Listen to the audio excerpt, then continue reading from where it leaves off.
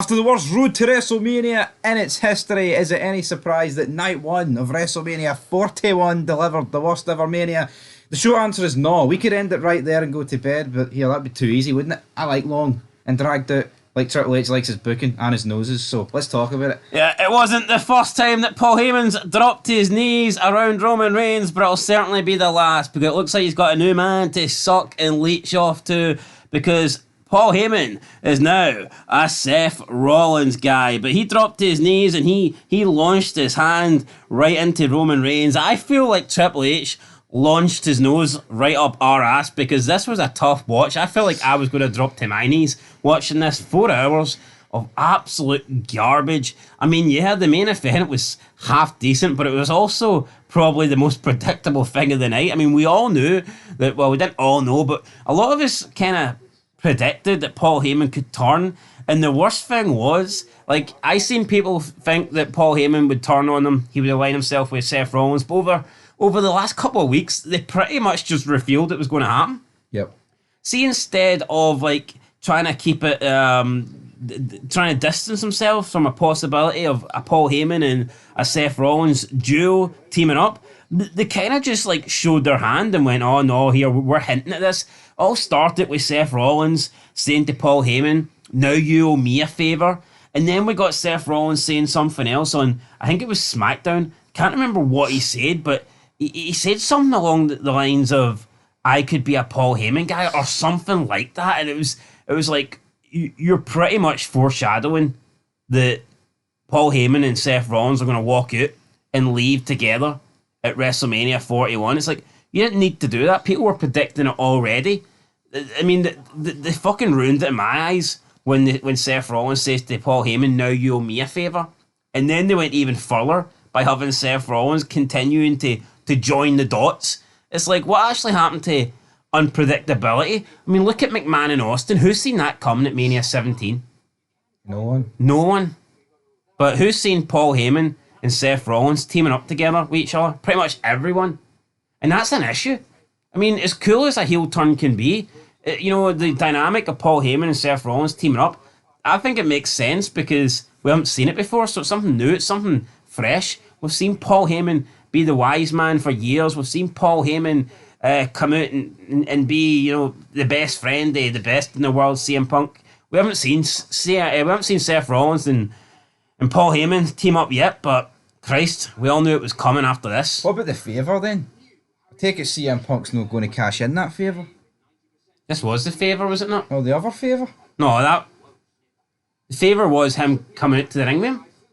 Was it? Yes. Where you been? Fuck, I thought there was another favour. No. Do me a favour, man. Fucking review this yourself. I've talked about too much wrestling the past week. I can't do it. Go then. Well, no need to throw the fucking toys at the pram. Who's throwing toys at the pram? You? Oh, I didn't remember a shite fucking thing about a shite fucking Mania. There was one thing that was predictable about tonight's show. The fact it was shite. Triple H kicks it off with his big nose, making it about him. Just announcing the fact that it's WrestleMania and we're in Las Vegas and we're live for the first time ever. Live. It's like he forgot what Netflix was, but he went with it anyway. And then his he's already in the ring and they play his music like we don't know who it is. What was the need of that? Don't know. Shite. King of Kings. Maybe he just wanted to hear Motorhead play one last time. I don't know. He loves Lemmy. I'm a big Lemmy guy. Well, you know what? I think I would have rather heard Lemmy play tonight in Motorhead than Living Colour. I don't know what age Living Colour are now. I don't know if maybe they're getting too old for this shit, or whether the sound production wasn't great, or whether it was a half-assed performance, but it just wasn't very good. And too many times with these live performances, you can barely hear the audio, you can barely hear the performance, and it just feels like they've got everything turned down. It's like, man, if you're going to have a live performance, turn that shit up when we should be hearing that. No, we should be, but I guess Living Colour are still alive, so that's probably why they went with them. But, I mean, you're right. Is it because it's such like a makeshift... It's such like a makeshift, arena where it's like they have to put this Force CM Punk package out there so they can bring out the speakers, they can bring out the guitars, they can bring out the drums. If it was like an actual event, it would probably have a better setup, but they should prepare better for that. We see how much behind the scenes footage they whip it. Wait, you're saying that you think the volume's not high because they don't have a lot of time to set up the stage? Could be. But yeah, that's what they'll fire it as an excuse. Bullshit. It could be. I don't think so. Maybe they didn't have time to prepare it. I think maybe they just don't want I don't think they want the song and the performance and the music to like overshadow the commentary and the crowd reaction. That's what I personally think it is. Which I think's crap. Remember when Jericho performed on Raw? With Fozzy? Who am I to kill a stranger? I mean, you could barely hear JR and King talk.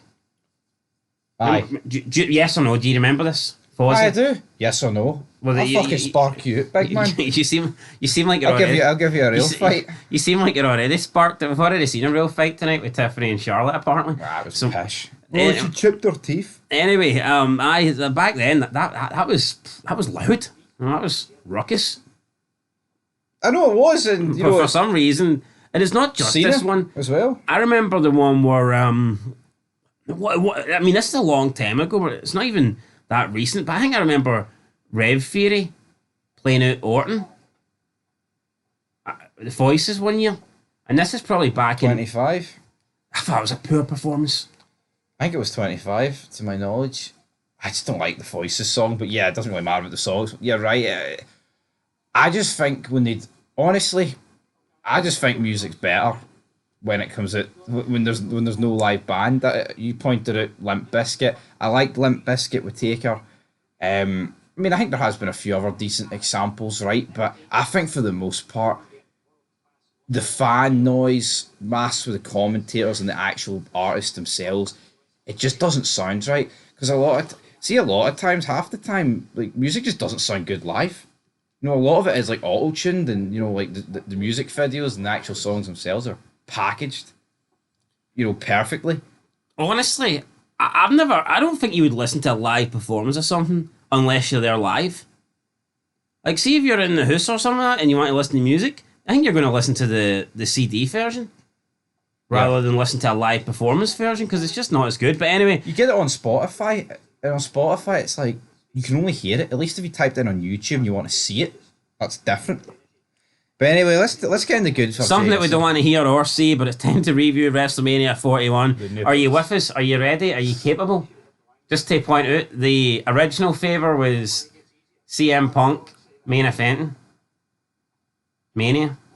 And then he told Paul Heyman that's not the favourite mode. No, my original favourite was the day to have a tag team partner for Stand and Deliver. Aye, well, guys, I tapped out. I'm not going to lie. I tapped out the Stand and Deliver quicker than Gunther did in this match. I was like, what's this? Well, here, I remember 3 years ago, Stand and Deliver 2022, you disappeared. That's us equal now. That's us level. That was a different time. Different time, different era, man. That was a better Stand and Deliver. Even though I haven't watched Stand and Deliver today, and I'm probably not going to go back and watch it. I'll be honest. You know what? I haven't even watched Mania Night 2 last year. Yeah, wrestling is dead, to be honest, in a sense that, I mean, see back in the day, see if you missed it, you would have watched it. The only thing that see wrestling. See, honestly, see if I don't see it, I'll never go back and watch it, because the only way I would be if you haven't watched it and it needs reviewed. Yeah. So it would take you to go missing, and for me to be doing the night shift. And then for me to get in and look at Fog Wrestling and go, you know what? See our lovely subscribers, see those legends that are in the comments, that are liking videos, that are donating us 10 grand every fed. See those legends that need this review. I'm going to watch it just so I can give it to them. You know what I mean? But other than that, I mean, see if I'm working and I get in and I see you've already reviewed the show, why the fuck would I watch it? The only thing I've went back and watched, and that was Austin's match against Kevin Owens. So why do we think that is? Because it's Kevin Owens, brother. It's KO. It's the fat man. Stone Cold. It's the guy that doesn't insult our intelligence. Yep, it's that guy. Anyway, right, opening match. Gunther, Jey Uso, collar and elbow tie up. Gunther backs Jey into the turnbuckle, hits a chop. Gunther replies with a punch, and Gunther falls on his ass, goes to the outside. He's like, "Ooh, that was a big shot for Big Jey." But don't worry, because Wade Barrett told us later on that he's never seen shots as heavy as he did in the Charlotte Tiffany match here. Maybe he's seen the chip tooth one. Here, do you think, before we get back into Gunther Jey, is there any proof that match was just hard hitting, or was it sloppy as fuck? I mean, do we give them the benefit of the doubt, or do you seriously think they went out there to beat lumps at each other? And to be fair, from what I'm seeing, it seems to be more like Charlotte who acted out. Well, I said that. Charlotte didn't have a mark on her. Tiffany had a few. Tiffany was kind of beaten and bruised, and it does not surprise me in the fucking slightest that Charlotte's done that. Yeah, you factor in what Tiffany said in that promo, and then also the fact that Charlotte was losing this match. I can see Charlotte like, well, here, if I'm at 0-2, then I'm going to take 2 of your teeth. Well, I tell you what, if that is the case, what's she going to do? Get fined and suspended for 6 months? We're not going to see her anyway. That'll be Charlotte Flair gone. Tiffany Stratton. Another face surgery coming soon. Tiffany might need face surgery after tonight. Another one. Tiffany Stratton did the right thing. It would be very easy. They'd be like, who the fuck? Could you imagine if someone did that to Brock? Look when Strowman hit him a wee bit hard, he fucking decked him and went, don't do that fucking again. No, but imagine somebody purposely was pissed with Brock and chipped his teeth. He'd have chipped their skull into oblivion. How would the commentators call that? Here, imagine if Brock actually fucking snapped and started battering someone, and you legit had to get the officials and the referees and your fucking road agents to run out and stop it. Yeah, I bet you they wouldn't. Nah, yeah, Adam Pearce is quick to run out there and break up a fake fight. Would Adam Pearce be the first to make it out there if Brock Lesnar was battering somebody for real? Imagine Brock did it. Like guys like Kenny Dykstra and Jamie Noble and Shane Helms. You tell me they're going to be busting a gut to make it to the ring to try and stop Brock Lesnar. They'd be running out in Nevada. They'd be jumping in one of those wee cars that came out in the entrances, but sticking it into reverse and fucking get as far away from the arena as possible. Anyway, Gunther, Jey, I want to get as far away talking about this, but right, just a shite match. Spear, super kick, splash, spear, splash. Sleeper, nipples. Yeah, kick out. Tattoos. Three splashes for Jey Uso, and then Jey Heyman. Jey Uso. Aye. Anyway, so Jey Uso hits a triple splash, and then Gunther just gets up, uses the ropes, pulls himself to his feet. Jey Uso puts in a sleeper hold, and he puts Gunther to sleep quicker than this match put us to sleep. But yeah, Gunther tapping out in 1 second, 2 seconds maybe. What a abrupt ending to this. I mean, it really was a reign of terror, wasn't it? You look at both title reigns, Gunther, Cody Rhodes. I mean, both need to come to an end. I've never seen a dominant champion tap out this quick. Look at the main event. Punk, Rollins, and Reigns all at one point had a submission, like a sleeper kind of submission on them, and they didn't tap within a second. Yeah, they battled their way out. You know, they tried their best to escape. In the same match, Jey Uso lasted I'd say at least a minute in the sleeper. Yeah, it was probably more. It was crazy. Gunther puts in the sleeper and he taps. I mean, Jey Uso puts Gunther in the sleeper and Gunther taps out straight away. Very strange. It just makes him look very weak. Gunther can't say there's no the title doesn't mean shit. There's no excuses on Raw. What's Gunther going to say? It's, you know what I mean? I feel like if you pass out from the sleeper, you gain a bit of credibility, but he tapped out like a fucking bitch. You do. You know what I mean? And Jey's the champion, and I mean, how long's Jey Uso holding this belt? Jimmy comes down, and they're like, "Oh look, here's Jimmy to pass Jey Uso the belt." Jey Uso was already holding it. Yep, celebrating like a fucking loser. It's not like Jimmy came out and snatched the belt from Alicia Taylor, whatever she's called, and then gave the belt to his brother. Jey was already holding the belt, and then Jimmy took it off him just to give him it again. Wrestling's that shite. I think the earliest this guy can lose this is SummerSlam. See, in an ideal world, you know what? He'd lose it tomorrow. Yeah, I would do something different. Oh, not tomorrow. Oh, I mean, if you wanted to do tomorrow, but Monday. Honestly, why not have Seth Rollins come out with Paul Heyman tomorrow? Paul Heyman's like, Seth Rollins says, "You owe me a favour." Maybe the favour is world title. Why can't Paul Heyman say to Adam Pearce, "My client, Seth Rollins, whatever you want to call him, whatever nickname, whatever moniker he's going by now, just won the main event of WrestleMania Night 1, so therefore he's the new champion. He's the new number one contender. He deserves a shot at the title, and he wants it tonight." Here, why not do something good for Raw after Mania? How about you get... That's what I would do. Straight up, that's what I would do. The morning night, Seth Rollins, Jey Uso for the belt, Seth Rollins wins, boom. But Adam Pearce would come up with some bullshit. Or paperwork. Why wouldn't he want a title match on Raw? That would beat SmackDown in the ratings. What, fucking Johnny Gargano in a TLC match? Who cares? Anyway, that's what I would do. It probably won't happen. I wouldn't be surprised. I wouldn't be surprised if we get Uso versus Uso for the title. We should be absolutely minging. I'm in the basement, Us. Right. Speaking of basement, Warriors, New Day, World Tag Team This match should never have come out the basement. You know the way you got those wee steps that lead into the basement? No. These guys should never have been allowed to climb that. No. The New Day win in a match that should not have been at WrestleMania. Honestly, man, It's not even worthy of being on Raw. See back when they had brand split premium live events in like 2016, 17, 18. I think this match didn't deserve to be on one of them. Yep. And that's the problem here. But now it's decided that it's good enough to be on Mania. This is because Triple H flopped and botched the New Day heel turn. And he thinks this makes up for it. That's all this is. Nothing more, nothing less. The Warriors do not belong on WrestleMania. Triple H wants to make up for how about give everybody that's had to sit and watch this shite some money? Yeah. Especially us. Nah. I'm sure he's got wads of cash up those nostrils. No, mate, most people hide their money in the mattress. He probably hides his money up the nostrils. Fucking damn right.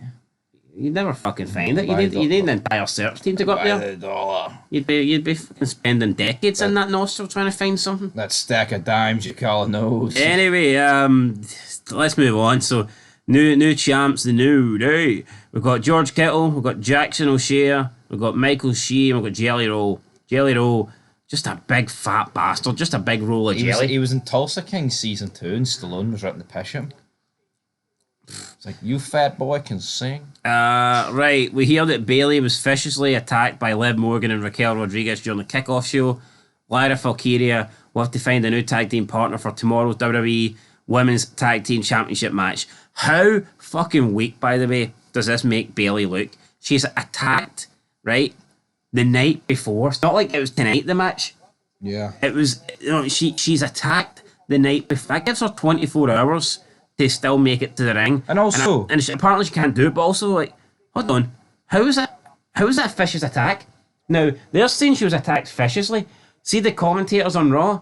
They also referred to the attack that the Judgment Day gave Braun Breaker backstage before Finn Balor took on Penta as a vicious attack. Yet, we've seen Braun Breaker come out like 5-10 minutes later in that match and spear the shit with everybody. So, like, I think it's mental how one little attack can be forgotten about like 10 minutes later when Braun Breaker comes out to the ring. But this attack, 100%, Bayley's been confirmed to miss night 2. And also, I mean, look at the selling she was doing.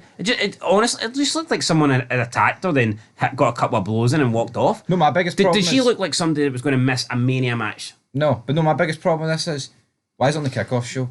We did not have one backstage segment on this show. Where is the interviews? Why is Bayley there? Where is the people talking to each other in the locker room? Where is it? And speaking of locker room leader Bayley, Triple H makes a wee comment and you tuck your tail between your fat fucking arse and piss off. Yeah, I mean, come on. You used to have Taker, now you got Bayley. Enough said. Right, third match. Oh, but Bayley's better than Taker. I would besiege castles. You can't get at the fucking basement to besiege a castle. Like, so who are these people talking? Stayed in the dungeon. Anyway, right, third match, Jade Cargill, Naomi. Jade almost kills Naomi, drops her on the back of her head, then just lifts her straight up into the what do you call it? The finisher, whatever she calls that, the thunderstorm or some shit. I don't know. Jade. I don't know what she calls it. Don't really care what she calls Jade. it. It's the 1, 2, 3. I felt fucking jaded. You know what? I mean, Naomi, never liked Naomi. Always thought she was a bum. Always thought she was a jobber. Over the past couple of months, I think that she showed a little bit of potential. She's been a little bit better as a heel. If you look at the 3 women involved, Jade, Cargill, and Bianca Belair, I mean, who's probably had the better promos and stuff over the past couple of months? It has been Naomi. But I mean, you see her just running away from Jade, like acting like a coward, just to get jobbed out tonight. Like, that just goes to show you that, like, someone like Naomi, she's just not viewed as someone that's ever going to be top again or pushed at the at the front of this women's division. See, as much, right, as we don't like Bianca Belair, does Bianca Belair and these two being in a triple threat not make so much more sense than the triple threat Bianca Belair's in? And put this match for the belt. It's actually got a proper story to it. I guess you could say who would have the belt though. Well, that's Naomi. She got to the top by getting rid of Jade Cargill. Why not? Yeah, but where did she win the belt? They don't defend belts on shows, so you know. I know. We're in a weird. Who gets the belt? Who's won the belt? Well, that's for fucking big nose to worry about, no me. The belts don't get defended anymore, so. No, but I just think, like, I think this story's all right. The problem is you get the people in it. It needs a belt. It needs a fucking belt. Like, you look across the Manias, right, of yesteryear. How many one-on-one matches can you name for Manias that like had people of this fucking quality in it? On one-on-one matches. Well, people are saying this. Without any titles. People are saying this is the first women's match to go one-on-one at Mania without a belt. Now, I'm not sure if that's true. I would have to think back. That would sum up my point. I think we had Stacey Keibler, Tori Wilson, did we not, in a Playboy pillow fight, or was that? I don't know. Maybe I think that was a tag match. Either way, it is what it is. Jade Cargill wins. It's a throwaway match that needed the belt. And I think the belt needed it, to be honest, because we'll get to the other one later on. Cardi B will host the 2-night SummerSlam at the MetLife Stadium in New Jersey. Why does Triple H think he's great for bringing people like this in? Megan Thee Stallion, Cardi B, Travis Scott. Just reprobates, people that nobody gives a fuck about. And they think that by having Cardi B on WWE, that Cardi B fans are going to watch that. No, they ain't. No, they fucking ain't. I know. I just don't get that. Now, what I said is, see with the family, why not call them up to Netflix, hire a couple of soprano actors, right, to put them over a wee bit on the Netflix screen and book them strong going into New Jersey, MetLife Stadium. Big payoff for the family. Could that not work? Netflix deal? We've seen Bobby Bacala in fucking TNA. He was a fucking Dudley. So why can't he do this? Why not, buddy? Probably because he's too busy filming a good show. Dexter Resurrection, but you know. You know, give us something, anything, man. We're desperate at this stage. Like Cardi B, strong out whore, Tony. You know what I mean? She was cares? A whore.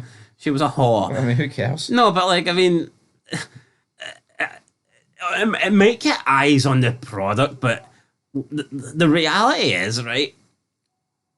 Let's say someone's a Cardi B fan, they've never heard of WWE. I think that's unlikely.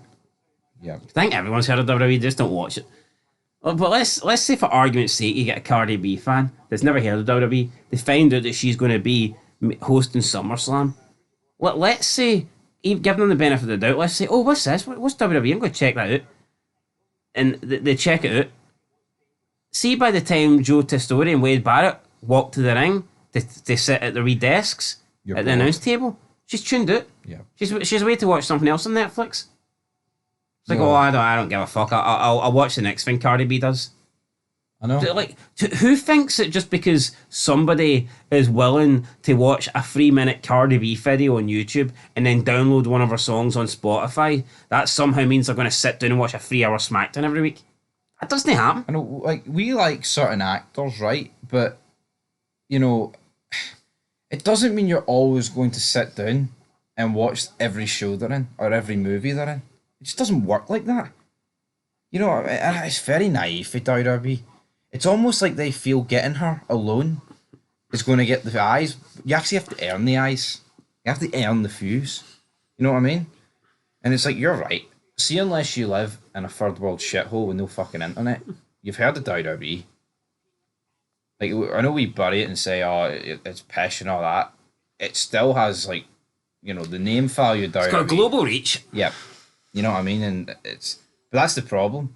It had a global reach. Anyway, I'm reaching the end of my insanity with this review. Let's move on here. LA Knight, Jacob Fatu. Jacob Fatu makes his way down with Solo.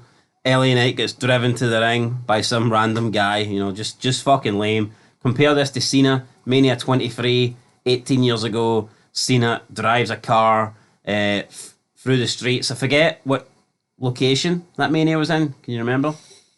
Wasn't Chicago. Was it MetLife Stadium, was it? I don't. But the DVD. Anyway, point is, Cena's driving through the streets, drives into the arena, smashes through the glass, then his theme song plays, and we see him get out with the belt. Great visual. This happens, no music, just a wee car pulls up. I mean, the car it moves about 4 meters. You look at Cena racing through the fucking streets at night, doing fucking skids and wheelies and burnouts and all this shite, man, and drifts around corners. And then you've got this LA Knight getting driven by some guy about 4 meters up a ramp. Then he just opens the door and his LA Knight, yeah. No, but I mean, come on, what's the most spectacular entrance? Cena driving through the streets, then drifts, smashing through this glass barrier, and then his music playing, he jumps out with the belt, or LA Knight getting fucking drove like a passenger, like a little bitch in the passenger seat. Probably had his seatbelt on as well. Just a shite. And then what do they do? 2 matches later, they have Charlotte Flair do the exact same thing, but she comes from the other side of the ramp as if that's supposed to make us impressed. I know. No, but look where these cars are parked literally 4 or 5 meters away. No, it's crap. It's fucking shite. No, but they need to fucking reel it in here, right? And so, Kevin, WWE doesn't insult your intelligence anymore. What you're suggesting is, right, you are suggesting with these kind of entrances that these people have just arrived at the arena. Yeah. Right? When we fucking know for a fact that LA Knight and Charlotte Flair have literally just jumped in this car. They have jumped in this car like 2 minutes ago at the back behind the Titans room. It's pathetic. And they get drove out. See, when you seen limos arriving and you seen McMahon in his suit, that looked like he was arriving to the arena in the first time. It would make sense for him to be in a vehicle. See, when you see Evolution arrive, that's him arriving to the arena, it makes sense. We know for a fact that these LA Knight and Charlotte have not just arrived. They've been backstage. No, I know, it's the same with Austin in his pickup truck and shit like that. Taker on his bike. The fact that Cena was in the streets made it look like he just fucking arrived. But these people have literally just jumped in a car that was already parked there. I don't know, I think it looks dumb. No, I know, it really, really does, but... I mean, as for this match, right, I thought the match was alright, but it just doesn't belong on Mania. It doesn't. It just does not. No, it doesn't. I mean, Solo Sikoa, fucking hell, talk about your stock dropping. The only 2 people that I think ever made an entrance in a car work. Well, there's 3 people. I'll say 3. Taker on the bike, Guerrero in the lowrider, and JBL in the limo. Yeah. Del Rio was alright, I guess. These ones just because it's just for Mania, it's just for the look. Why is LA Knight being driven by some nobody in a fucking headset? See this match, some guy right? that's part of the production team. No, he's wearing an Xbox headset. Do you not think this match, Turtle right? Beach? If this was a one-night Mania and this match was on here simply to like pad out the card, I think it would be fine. But see the fact this is supposed to be probably like the 4th biggest match on night 1, that's the problem. That's wrong. Like, see in a normal world, this would be like the worst match you've got on the show. But on this card... In an ideal world, it wouldn't be on this show, but I get your point. See, if you speak to a lot of people, I think a lot of people care more about Fatu and LA Knight than they would Uso, Gunther and Tiffany Charlotte, which puts this match at 2nd place. Anyway, Fatu wins, correct decision, but again, it's like, you notice the way someone has to get buried in the mid-card for him to get elevated to the main event? Yep. And that's if he does get elevated to the main event, by the way. We don't know if that's going to happen. WrestleMania 42 is coming to the Caesars Superdome in New Orleans, Louisiana. Del Vikingo is sitting in the front row next to Dana White, as he's also in the house, looking depressed at his tits. Yeah, every time the camera came to Dana White, it just didn't look like a guy that wanted to be there. No. Simply there just due to the TKO partnership. I mean, honestly, man. No, but that's the difference. See, when you see, like, WWE affiliated people at the UFC, They genuinely look like they're interested. Like, Because it's a real fight, first of all. Trump goes to UFC events. Trump wouldn't be seen dead at WrestleMania. He's rumoured to be here, apparently, tomorrow. Right. See if he is, he'll come out for the main event. He won't be sitting through 5 hours of this shit. No, absolutely. It's fucking dead, man. So uncool. Honestly, I'd love to see Trump. One, because it's Help Trump. Cena win. I think Trump could be the third man. Rock, Cena, and Trump. Yeah, you get more fucking appearances for Trump. And fucking The Rock and Cena. Might as well put the belt on Trump. Anyway, right, here, maybe he's coming to deport El Grande Americano and Ray Phoenix. Triple A? Fuck that shit. Fucking. Don't work for me, brother. Yeah. Anyway, Ray Phoenix, El Grande. El Shite, man. Just a shite fucking match that we've seen this on Raw. Yo, this is literally El Grande Americano versus Dragon Lee. It's the same match. Penta. It's the same fucking match. Well, we haven't seen El Grande versus Penta, have we? We've seen Chad Gable versus Penta, which is technically the same shit. Exactly, so don't look No, at me but as like, if- come on. I mean, did we not get El Grande versus Dragon Lee 2 weeks ago on Raw? Yeah. This is the same match No. with a slightly bigger crowd, or a much bigger crowd. Do you not think this match was shite? By the way, WWE said they sold it tonight. They didn't. I'm There was a lot of fucking empty seats. I'm detecting a lie there. Like, there wasn't a shit ton of empty seats, but there was a few. But see, this match, like, it just didn't do anything for me. And it never could have done anything for me, but I think even by their flippy dippy lucha shite, it was shite. There's not many people raving about it. Like, I think Phoenix's match against Fraser got more people talking on SmackDown than this did. Just a shame, isn't it, man? I mean, Rey Mysterio missing out on a WrestleMania payday, but And then Vikingo, fucking, he gets involved, and you're like, oh, is he going to turn heel on Phoenix? And I'm like, oh, I don't know what he fucking is. Only found out about him 10 minutes ago. What the fuck is he? let's say he did, though. Who would give a fuck? No. See, Finkinko, he could have took out like a fucking machete and went Michael fucking Myers on him and like, wouldn't him out? No. Hey, gringo. Oh, man. You take the girl from Mexico, amigo. No.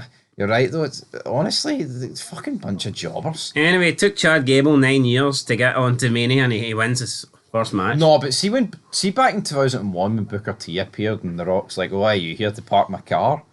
It's like, yeah, Booker T wasn't quite The Rock, but fuck me, see the difference in levels between AAA and WWE at this stage? Like, why is Vikingo here?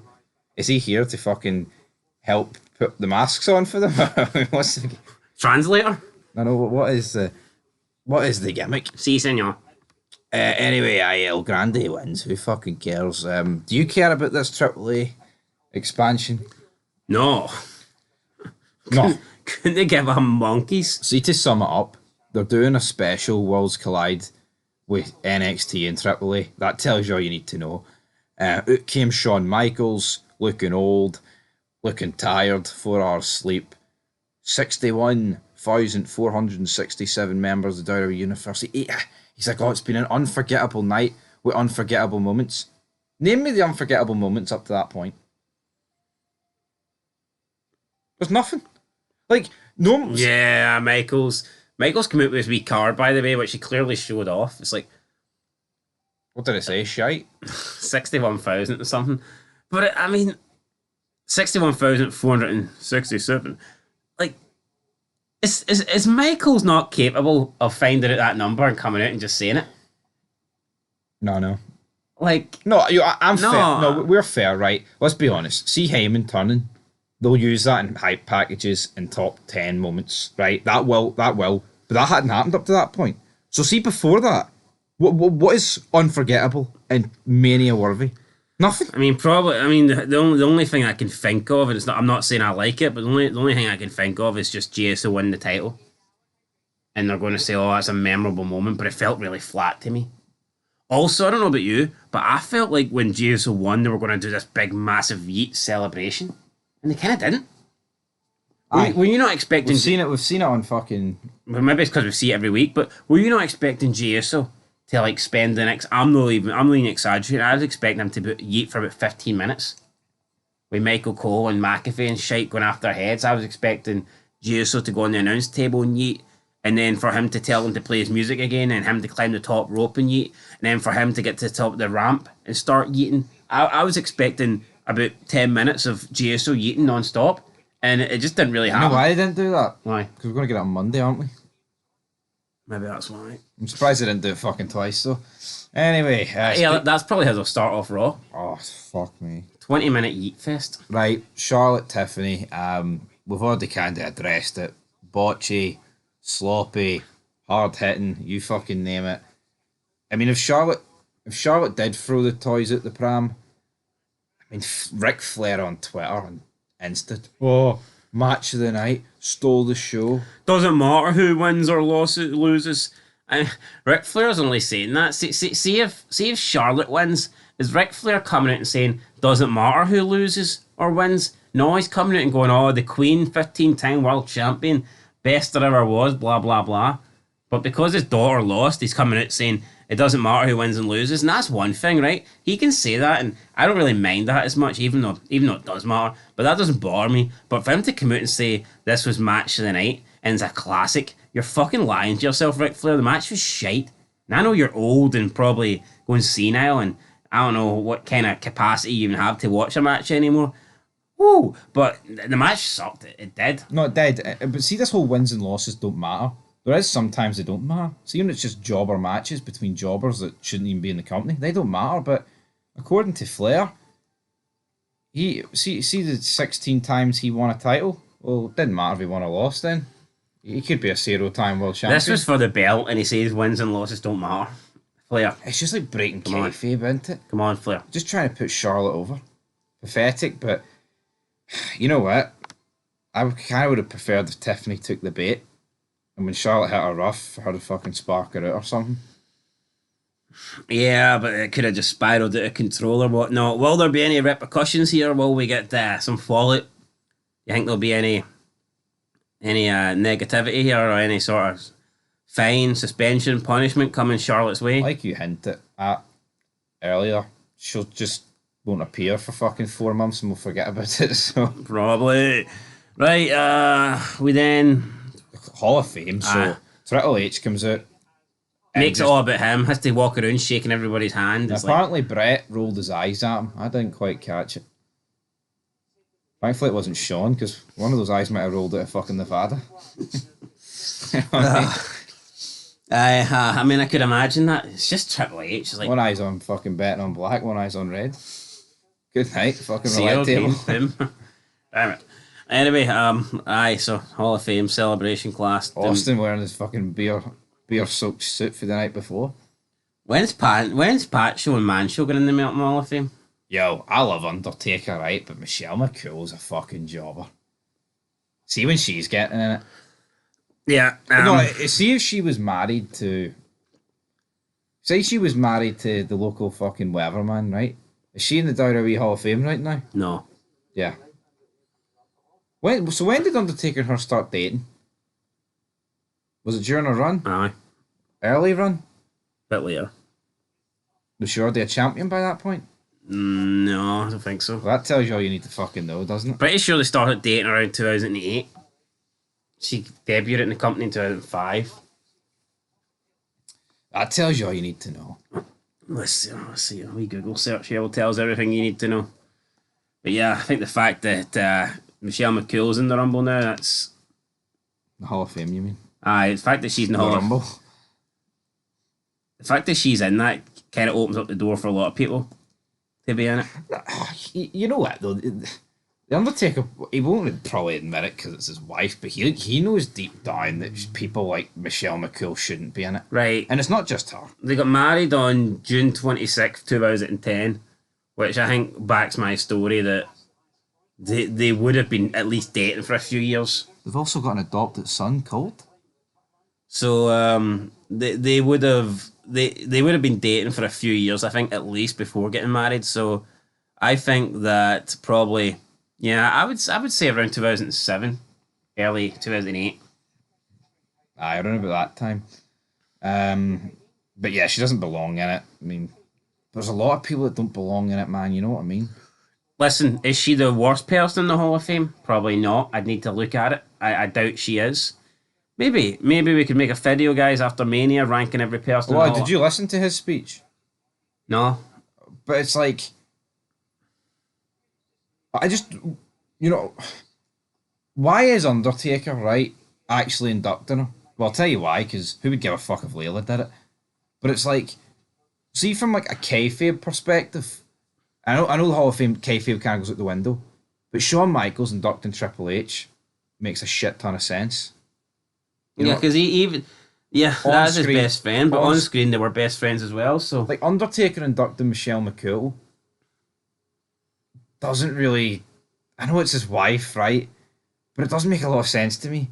It's like Stephanie could have inducted Triple H. Taker could have inducted Triple H. But it's like I don't know. I just think. Wait, who inducted Taker?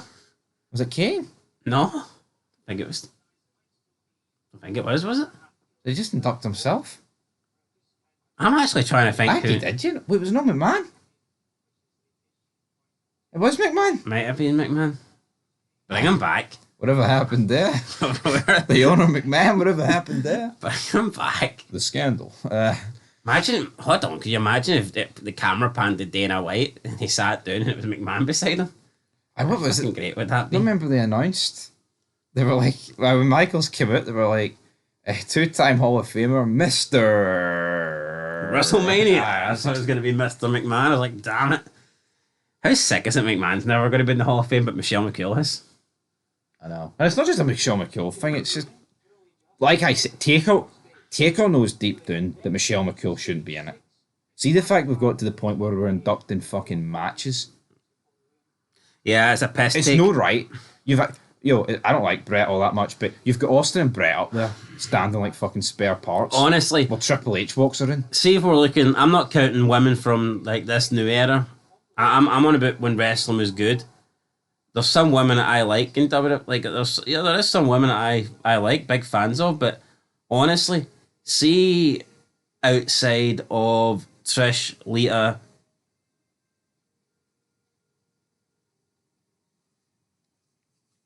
China, Tori Wilson, like maybe say Stacey Keibler and Sable. I don't know if there's any other women that are main event work. I like Victoria, but I don't know if she's Hall of Fame worthy. But I would argue she changed the women's division way more than Michelle McCool. Well, no, she did. No, well, the fact that if Michelle McCool's in the Hall of Fame, then Victoria's definitely in the Hall of Fame. But what I'm saying is before that, I think if you look at from, let's not count, so pre-Ruthless Aggression era and everything before that.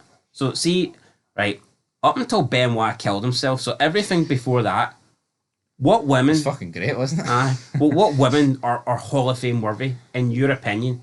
And I don't mean this Hall of Fame, I mean in your eyes, what you view to be a Hall of Fame, what you consider a Hall of Fame. Not WWE, not this watered down. Remember we had this conversation like 2 months ago, and I said I think even like someone like Van Damme is on the edge. Yeah, so no, but that's what I mean. I think there's barely any women. I think Trish and Lita, 100%. I think they go in. I think that despite not really being a wrestler, I think Tori Wilson had that. I mean, she was in Playboy. She had that appeal. She was fucking a big star.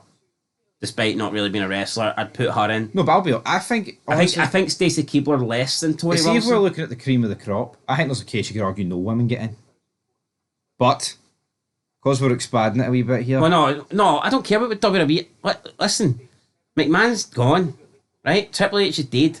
His nose is retired. You're in charge. 2008 here beforehand. What women do you think are in the Hall of Fame? Or are you honestly saying that here? Not a single woman has been good enough to go in the Hall of Fame. What's your opinion? Like I said, I think even someone like Van Damme. You're dodging the question here, buddy. Which women do you think are Hall of Fame worthy? And if you think none, just say none. I ain't gonna hold it against you. No, but I'm going off what I said a couple of months ago. I think the Hall of Fame should truly be reserved for. Right. So are you saying if you don't think Van Damme's good enough, then Trish Stratus can't get in? Is that what you're saying? Yeah, I would go as far. Yeah. So you have no women? Yeah, because I think it should be reserved for... So it's like a gay bar or something? Just men only, buddy. No, but... fair enough. You think only men should... But then if that's the case... But I'm not saying only men. If that's the case... It's just worked out that way. If that's the case, do you not need to have like only one induction a year? Because if you're inducting like 5-6 people a year, and the level, you have to be better than RVD to get in, then there's not room for many people to be in. Maybe I'm too harsh and WWE's too lenient. Point is, see, once you're inducting Michelle McCool, how far away are we from like inducting Jazz? You know what I mean? Well, hold on, Jazz has got more title reigns than Michelle McCool, is she not? No, she does, but that's my point. She was in a better era than Michelle McCool. Like Alicia Fox, then. Probably. Well, she's considered a WWE Hall of Famer. She had that late Hall of Fame contract. Lana just got a Legends contract for fucking what? And by the way, I didn't make a video on this. I think that Lana only got back with Rusev because WWE were interested in signing him. Did I get the Legends contract? What? To get the Legends contract? Well, I just think they get back in the spotlight because she's like, oh well, here, if Rusev goes back to WWE, they'll take me back. Right. And she's thinking they won't want me if I'm not with Rusev. I genuinely wouldn't be surprised if that's the only reason that her and Rusev got back together, because she knew that there was a good chance he was going to go back to WWE and she didn't want to get left behind. Yeah. Well, the 5 women that I would probably put in it, right? Let's open the doors here. Rob Van Dam's in, all right? Benoit's in. I think you're being harsh. RVD has to go in for me. Fucking Benoit in as well, right? I would say Chyna, Lita, Trish, Tori, Stacey, and those 5. What about Sable? I'd probably put Sable in. So 6, aye. And I don't mind Ivory. I think she did change the business, like. Ivory. What about Sunny? No, I don't think. No. No, Sonny's massively overrated. Most of her stuff happened behind the camera, brother. You know what I mean? It's like, what are we doing here? Nicole Bass? No. Please stay behind the camera, Nicole Bass. Lillian Garcia. I'd rather put her in over Michelle McCool. Right, anyway, no, but see if you're putting Michelle McCool in the Hall of Fame, it's like, so who is Jinder Mahal going at? You know what I mean? Nice. Anyway, main event time. Roman, Seth come out. Then we get Seth came out wearing bin bags and the screen went black, and then he came out wearing a white robe, looking like Jesus. Then Roman Reigns comes out without Paul Heyman. Then CM Punk comes out with Heyman. Living Colour, Cult of Personality, all that shit. Live performance. We get the match. Loads of counters, loads of finishers. Just a finisher fest, really. The bit that was pathetic. Rollins wanted to do the triple powerbomb, and Reigns is on his knees greeting. Reigns was acting like his house was on fire, and he had to make a decision between like saving his daughter and his son. I mean, that's what it was like. Telltale game choice. Like, he's on his hands and knees, being forced into make the toughest decision of his life. It's like, it's not that fucking deep. All you have to do is give a nod to Seth. Yeah, let's take this bastard out, then me and you can settle it. Like, this used to happen back in the day in triple threat matches, when maybe they would decide, here, you know what? He's the threat. He's the bigger guy. Me and you work together for like 15, 20 seconds. Put him through the table, and then we can battle it out to find out who the best. Survivor Series 99. The Rock and Triple H work together to take out Big Show. Did I not say that? I think I'm pretty sure I said that earlier. Well, maybe you did, but in the actual thing, I couldn't. No, I'm pretty sure I used them as an example. Yeah, but Triple H and Michaels took out Benoit. Yeah, probably wish they did it a wee bit earlier. Like, and they hated it. Yeah, but the fact is, like, they fucking hated each other, but they felt like Benoit was the odd person out. He fucking is. He's the only guy that's a murderer. We gotta take him out, right? But like they fucking kayfabe hated each other. Isn't it mental how they? Do you think it's Benoit murders people? Triple H murders fucking wrestling, and Michaels murders fucking eye tests. No, but I think it's crazy how they're best friends, but the believability was there that they genuinely hated each other. No. And I think that shows you how good Triple H and Shawn Michaels were. But anyway, point is, they kind of believed that Benoit was the man that shouldn't have been in there. He was the odd man out. He was the man that came from SmackDown, inserting himself into the world title picture where he didn't belong. And therefore, they hated each other, but they had like this quick nod, this quick acceptance that let's take him out, then me and you can finish this. That's all that Roman Reigns had to do. But look at him, he's on his fucking knees, holding his head as if like his fucking world's about to come to an end. It's like, you fucking loser. But it's just like him and Punk over Heyman crying over this fucking 95-year-old fat walrus. It's like, get a life, you stupid fucking loser bastard virgin fucks. I mean, you notice how though they force the drama here, and they only do it with the main event stuff. See, back in the day, stories were divided among everyone on the roster. Even if you were a jobber, you got a story. See now, see this forced drama stuff, and people might be, well, only Roman Reigns and CM Punk and Heyman can deliver the stories. El Penta doesn't have the capability. We'll get him out. Why is he here? Yeah. See if he's not got the capabilities to do something, then fire his ass. Yeah. Simple as, there you go, boom. It's like Big Boss Man and Big Show, right? I mean, they're not as good as The Rock and Austin, but they had a fucking great feud, despite being jobbers. Yep. I know it was for a world title in the end, but I just don't get it. It's so forced, it's funny. The Heyman turn, so dragged out. Chair to Punk, low blow to Punk. Fuck, was that for the title? Aye, Armageddon 99. Fucking hell. Down now. Can't remember that being for the belt. Hardcore title. No, sure, because it was McMahon Triple H street fight. Fucking hell. Austin was injured. The Rock must have been depressed or something. I don't know what he was doing. Fucking half the roster must have been half sick or something. No, but that's a feud that warranted the world title. He fucking stole his father's coffin, tear gassed him. But Boss Man, a fucking real heel, a real heel, back and a fucking real Roses man. are red. Your father's dead. Rest in peace, You big fat bastard. Trevor. Show. No, Trevor. What's Boss Man's name again? I have no idea. Trevor Martin or something? Or? I thought you were on about Big Show's dad. No, I'm on about Boss Man's real name. Bosh man. I need to Google that. I need to put some respect on it because I just said rest in peace and I forgot his name. Hold on 2 seconds. Police baton. I've no idea what the guy's name is. Trevor. Ray Washington, there you go. Trevor. Hold on, Ray and Trevor sound similar. I think a wee bit. Not a fucking chance. No. What, Trevor Murdoch and Rey Mysterio, they two similar sounding names then, aye? Hold on, Ray Washington Trailer. Trailer. That sounds like Trevor. Trailer fucking trash. Right, let's wrap No, this. hold on. See if you put Trailer and Ray and you mix it, it does sound a bit like Trevor. See if you put WrestleMania and shite, mix it, that's what you get tonight. Anyway, Right, we need to wrap this up no, next minute and 10 seconds. Rest in peace, Boss Man. Can't believe he passed away at the age of 41, by the way. Piss poor, isn't it? Yeah, such a young age. Anyway. No, but a legit fucking heel, by the way. Seriously. No. And people in wrestling just don't get heel heat anymore, like Boss Man did. One of those guys that you genuinely hated back in the day. No, absolutely. Remember they brought him back though in 2002 for like that was weird. A cup of coffee. And it should be Austin. I disappeared after 3 weeks. Right. That's strange. Paul Heyman turn, chair to Punk, low blow to Punk, chair to Reigns, low blow to Reigns, gives it to Rollins, chair shot, stomp, bang bang, Rollins wins, walks out with Heyman, the end. Shite jobby. Good night. Aye, wasn't great. I mean, WrestleMania, buddy. I know what the problem is, right? Are they going to follow up on this?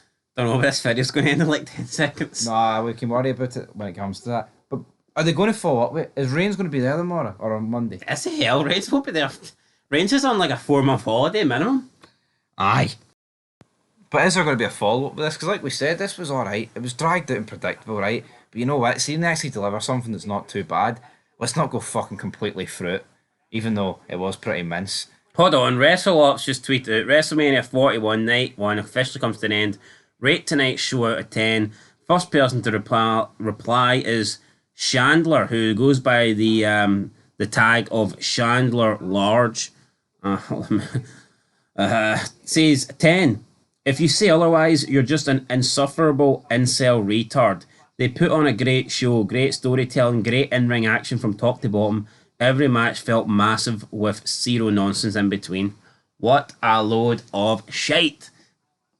If you think this show's a 10, if you think this show's anything above a fucking 3, then I think you're retarded and brainwashed. No, hold on, right? So, he thinks the New Day against the Viking Raiders felt massive. The only thing massive about it was fucking Ivar's gut, you stupid doe-tit bastard. So, it's actually a mental illness, this. Anyway, let's rate it. I am... No, Absolute cinema, fuck off. see these retards. You know what? See WWE, the ratings will go down, but they'll always have that core audience. That core audience of absolute fucking spastics. Like the most retarded people you can get. And we're not even... See, when we say retarded, right? I'm not even joking. We're not just throwing that word out there. There's actual tards that watch this show. They're like people that are not mentally right. And that's the main people that enjoy this. Yeah, you hear it when Michael Cole dumbs down the commentary. And that's not even us acting. I mean, honestly, that's not even us trying to act cool or be funny or whatnot. Or I'm not trying to even not even necessarily trying to make fun of people. I'm not trying to bash people. Undermine them. But it is literally tards that enjoy this. Yeah. I mean, it is like the majority of the WWE audience is mentally not there. There's a large part. See people that are like mentally insane or mentally retarded or have some sort of deficient going on in their head or something. There's a reason why kids enjoy it and they enjoy it and we hate it. Because we're there. But most kids grow up and they realise, what, this is shit, I ain't watching this anymore. By the grand age of 7 or something, like, this is fucking... This just give me a brass neck. You know what I mean? Like, No, but everything, Cole dumbs it down. He's like, oh, Roman, Seth did this thing 11 years ago, guys. Look, successful people in life ain't watching wrestling. But no people need to understand as well. I know, but no people need... This is an 8-match card, right? Didn't matter how good this main event is, it can't save the card. No, but hold on. No, you can have a TV series, right? A season. Even if the season finale, right, is one of the greatest TV episodes of all time, see if the rest of the season is like a 2 out of 10, that doesn't equate to a 9 or a 10 out of 10 season. And it's the same with this show. See, as decent as the main event was, it doesn't change the fact I'm giving this show a fucking 1 out of 10. So, have at it. No, I mean, you're right, and you totally fucking derailed what I was going to say there. No, but Rock Austin, right? I love that match at Mania 17. But see if you put that match at the end of this show, I am not giving this pay-per-view... It pumps up a bit, but it's not a 10. Yeah, it's like a 4 or something. Anyway, back to what I was saying. Like, see these wrestlers that come out and they say, you had Drew McIntyre say it, you've had Jade say it about the fans need to wear deodorant and all this shit and they need to bath. I mean, they're not saying that to be a heel. They're not saying that to try and get heat. They're saying that because that's actually true. Like, see a lot of these people that turn up to these shows and travel the world to watch I mean, a lot of them are just, like, unhygienic. Like, they're bottom feeders in the world, man. This is not a cool fan base. No. Yeah, you have some people that are alright, like, watching it. I mean, fucking, we're still hanging on watching it for some weird reason. But the majority of the people that are left, they are uncool people. They want Rhea Ripley to adopt them and hug them and call them mommy. Mommy. No, honestly, man, nobody that's self-conscious about themselves goes out and speaks to random people at their work or whatever. Oh, did you watch wrestling? Oh, I loved it. Honestly, see people that are left watching this, you even if you're being loyal because you grew up during great eras of wrestling, you watch this and you're embarrassed that you watch it. Yeah. See if you're not embarrassed. See if you actually enjoy watching this and you promote that you watch this and you're not making any financial like revenue from it, then there's something wrong with you, buddy. Nah, I'm getting it a 1. What are you getting?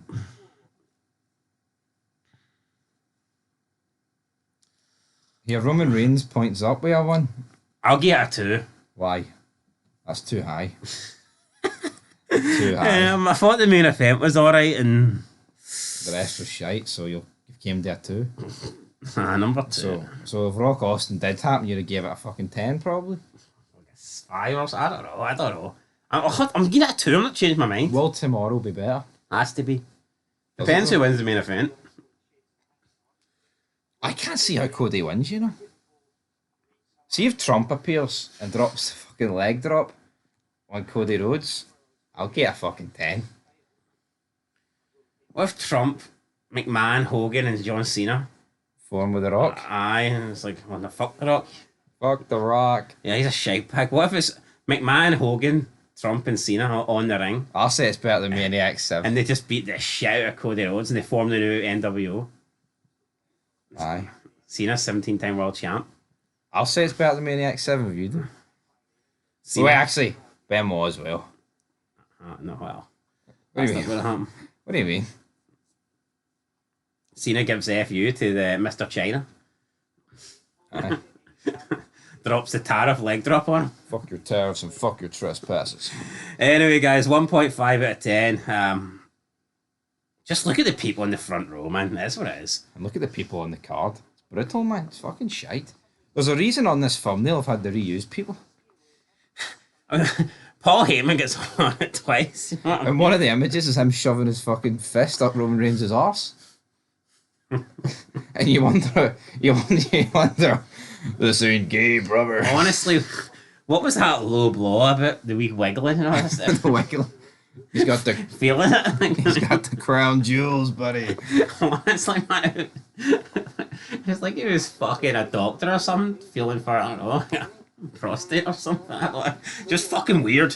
Don't know. It's bit weird, bit gay. Anyway. What a fella. Aye. Don't let him anywhere near Gunther's fucking nipples. Till next time. Peace.